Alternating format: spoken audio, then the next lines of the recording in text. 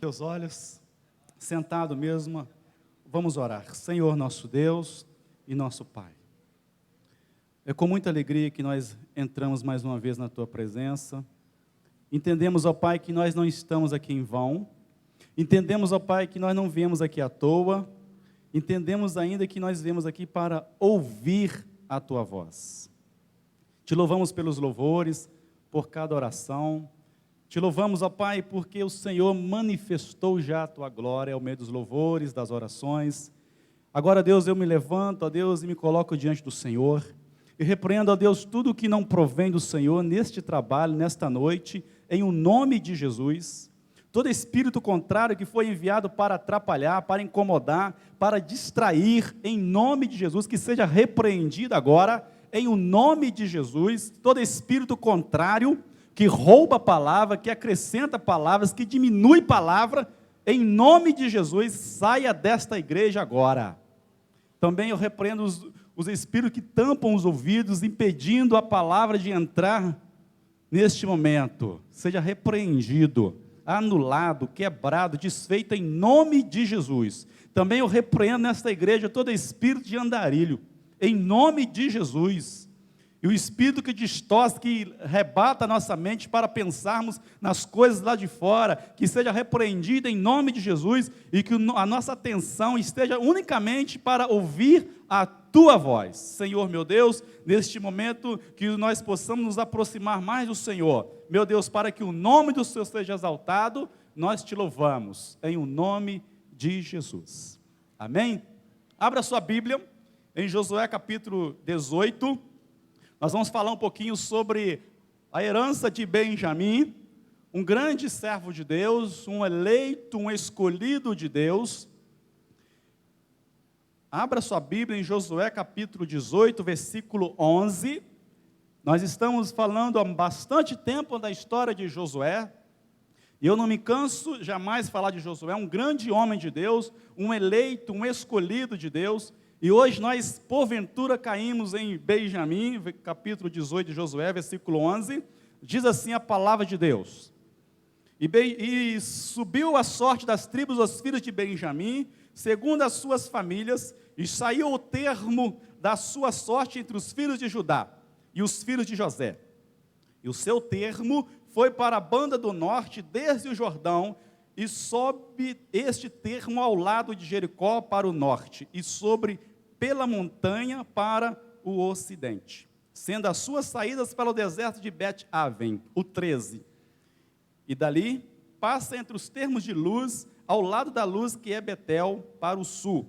E desce este termo a Astarote, a dar ao pé do monte que está na banda do sul de Bet-Eron, de baixo, o 14, olha agora. E vai este termo e torna a banda do ocidente para o sul, ao monte que está defronte de Bet-Eron, para o sul. E as suas saídas vão para Kiriat Baal, que é Kiriat Jearim, cidade dos filhos de Judá. Esta é a sua extensão para o ocidente. Amém? Olhe para cá. Pedir muita graça de Deus, muita sabedoria, que não me deixe distorcer, não me deixe perder, não me deixe jamais falar o que eu quero, mas que o Espírito de Deus possa nos direcionar nessa noite. Amém? A história de Josué, nós já conhecemos a história de Josué. Josué dividiu algumas cidades em terras para dar para algumas tribos, e Benjamim estava recebendo a sua herança, diga assim, herança. Para entendermos melhor, Benjamim era filho de Jacó com Rebeca, com Raquel, o mais novo deste casal, mas Jacó deu uma profecia, diga assim, profecia. Jacó deu uma profecia para o seu filho. Muitas vezes eu me pergunto assim, qual é o tipo de profecia que nós estamos dando para o nosso filho? Jacó olhou para o seu filho no nascimento e profetizou em cima de Benjamim, falando que ele era lobo que despedaçava. Amém? Olha a profecia que Jacó estava dando em cima do seu filho. Ele era lobo que despedaçava, ou seja, ele iria vencer todos os tipos de batalhas. Aleluia!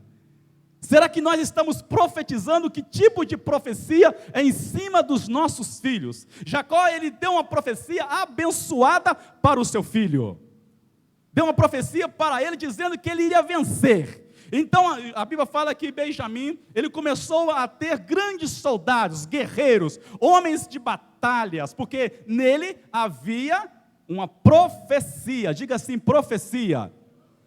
Em cima de Benjamim havia o que? Uma profecia que ele iria despedaçar todos os seus inimigos. Então em cima de Benjamim tinha uma promessa. Diga assim, promessa. Em cima de Benjamim havia uma promessa do seu pai que o colocou em cima dele. Então aquela promessa que veio do pai, ela tinha grande valia na vida de Benjamim. Eu quero falar para mim nesse momento e para você, a nossa profecia é em cima do nosso filho, ela tem grande valia, aleluia. Ela pesa muito, o que nós falamos no passado é em cima dos nossos filhos. E Benjamim recebeu aquela palavra profética do seu pai, um grande homem de Deus, e ele saiu então para a batalha, ele vencia as batalhas, ele guerreava e ele vencia, ele ia para a guerra e ele vencia. A Bíblia fala que era em torno de 45.600 soldados guerreiros, homens valentes, corajosos, que iam para a batalha dizendo assim, nós vamos para a batalha, mas nós já ganhamos a batalha. Olha a diferença que nós muitas vezes passamos. Nós muitas vezes vamos para a batalha com medo, nós vamos para a batalha muitas vezes dizendo, não adianta, eu que já perdi mesmo. O povo de Benjamim, eles eram diferentes, eles iam para a batalha crendo que já eram vencedores, aleluia, porque em cima dele havia o que? Uma promessa. Você tem promessa? Quem tem promessa na sua vida? Levante a sua mão mais alto que você puder e fale assim, eu tenho uma promessa, eu tenho uma promessa. Levante as suas duas mãos e lá no alto aplaude o Senhor falando, eu sou filho da promessa, eu sou filho da promessa, em mim a marca das promessas, aleluia, fale em mim a marca da promessa, aleluia. Benjamim, ele tinha a marca da promessa, em você a marca da promessa. Poderíamos falar inúmeros tipos de promessa que alguém lançou sobre nós, palavras boas, palavras vencedoras, mas eu digo para mim, nós temos a promessa de vencer. Nós não temos promessas de serem derrotados, nós não temos promessas de perder a batalha, de perder o combate, não, nós temos promessas sobre a nossa vida. Você tem essa promessa? Pergunta para o seu irmão se ele tem a sua promessa. Se ele não tiver essa promessa, você não responder porque não tem promessa nenhuma na vida dele. Aleluia. Eram homens que gostavam de guerrear. Iam para a batalha dizendo, nós vamos e já vencemos. Nós vamos guerrear, mas nós já vencemos. Eles iam acreditando que já iam alcançar, iam vencer. Olha que homens guerreiros. Mas o passado do tempo, eles vieram a entrar pelo lado do comodismo, e já não preparavam mais, já iam para a batalha por eles mesmos, já iam guerrear por eles mesmos, então já não acreditavam mais em Deus, então já iam à mercê, eles já iam por eles mesmos. Quando acreditavam em Deus, eles iam no nome do Senhor. Mas quando entrou pelo lado do comodismo, a Bíblia garante e fala que eles iam por eles mesmos, nós vamos, aí entrou o lado humano, nós vamos e já vencemos. Então, a Bíblia fala que de 45.600 soldados, eles começaram a ser dizimados, diga assim, dizimados. Porque não estavam mais preparando, já não estavam mais afiando a espada, já não estavam mais pegando o arco e a flecha como era devido, a sua espada começou a enferrujar, o seu escudo já não estava mais brilhando, ou muitas vezes lubrificado com óleo, não, e já começaram a ir por eles mesmos. Muitas vezes, queridos, se nós quisermos vencer, todas as batalhas que nós enfrentamos no dia a dia, nós temos que ter uma cadência de preparativo. Não adianta eu ir para a batalha, não adianta eu ir para a guerra e me preparar uns diazinho antes. Não tem muita valia para isto. É por isso que nós temos que estar preparando todo instante, todo momento. Temos que ter uma cadência de preparação. Amém?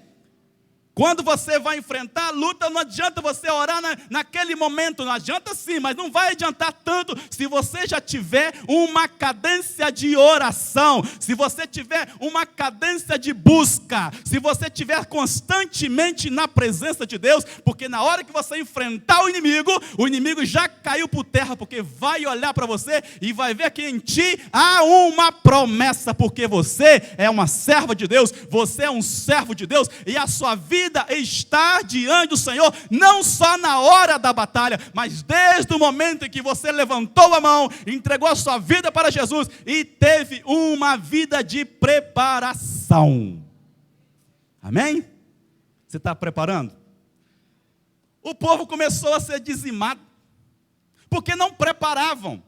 Iam para a batalha por eles mesmos, iam para batalhas por eles, pensando que eles iam vencer. Sabe o que a Bíblia fala? Maldito o homem que confia no teu braço, maldito o homem que confia na sua carne, maldito o homem que confia nas suas armas, maldito o homem que confia nele mesmo. Então o povo começou a confiar nele mesmo. Eu não posso confiar em mim, você não pode confiar em você, você não pode confiar no que você é, você não pode confiar no que você tem. Nós temos que colocar a nossa confiança lá no Rei dos Reis.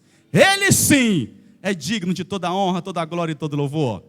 E o povo de Benjamim começou a colocar a confiança no braço, na quantidade de pessoas, de soldados que ele tinha. Então quando eles iam, eles perdiam, porque confiava no braço, confiava na quantidade de soldados guerreiros armados que ele tinha. Se você começar a confiar em você, pode ser uma luta tão fácil, tão pequenininha, que você vai perdê-la. Então um conselho que eu vos dou da parte de Deus: nunca confie em você. Se não tiver Deus em primeiro lugar, não adianta nada. Aleluia. Vai perder a menor batalha que seja. Se você confiar em você, se você for em você mesmo, se for por você, não adianta, você vai perder. Aleluia. Você não quer perder, quer? Fala assim: eu não quero perder. Levante a sua mão e fala assim: eu não quero perder. Eu não vou perder. Eu não quero perder. Eu não vou perder. Levante as duas mãos lá no alto e fala: eu sou mais do que vencedor.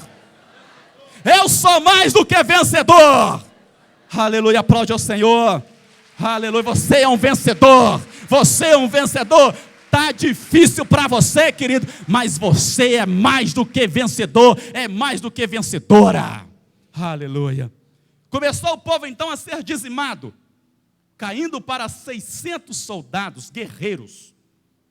Então Deus começa a ter misericórdia de Benjamim e levanta um homem que se chama Asa. Este Asa começa a olhar para Benjamim, para a tribo de Benjamim, e começa então a querer preparar os soldados. Começa então Deus a colocar no coração do rei Asa que ele deveria preparar os soldados. E nessa noite, eu não sei se eu quero me colocar como Asa, se o Espírito de Deus quer colocar como Asa, que eu digo para mim e digo para você: Deus quer nos preparar como guerreiros, para viver não só como guerreiro na hora da batalha, mas termos um preparativo, porque quando vier a luta, o combate, nós vamos enfrentá-las e vamos vencê-la no nome do Senhor. Aleluia. Asa começa a colocar de pé. E ele começa a olhar para a grande tribo de Benjamim, e vê que na tribo de Benjamim o povo entrou pelo lado comodismo. O povo estava despreparado. Eles queriam vencer, mas não venciam. Eles queriam ir para a guerra e quando iam, perdiam. As menores batalhas eles começaram a perder. As menores lutas começaram a perder. Eu não sei se está acontecendo comigo, se está acontecendo com você. As menores batalhas você perde. Os menores combates você perde. As melhores bênçãos você está perdendo. Então Asa coloca de pé e começa a preparar o povo. Diga assim, preparar o povo.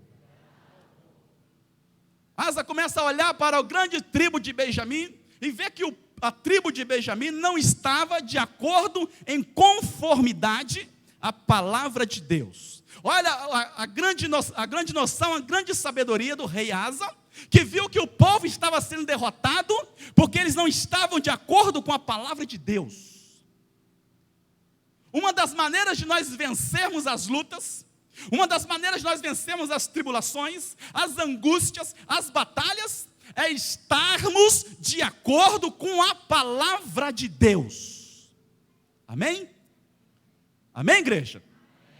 Uma das maneiras que nós temos que estarmos preparados é olharmos para a Bíblia, olharmos para as Sagradas Escrituras e ver se eu estou de acordo com a palavra de Deus. Asa coloca de pé e olha para a grande tribo de Benjamim, depois dá uma olhadinha para a tribo de Judá. Primeiro ele olha para a tribo de Benjamim e vê que a tribo de Benjamim já não estava mais em conformidade à palavra de Deus. Então ele começa a raciocinar uma coisa: bom, vocês estavam vencendo, é porque vocês estavam na presença de Deus. Vocês estavam guerreando e vencendo, é porque vocês estavam na presença de Deus. Olha o raciocínio deste grande rei Asa. Ele viu que o povo estava perdendo, é porque tinham saído da presença de Deus.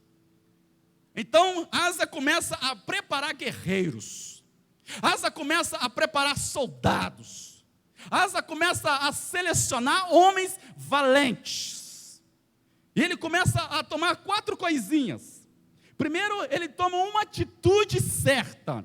Ele ordenou o povo de Benjamim que renovasse o pacto com Deus. Amém?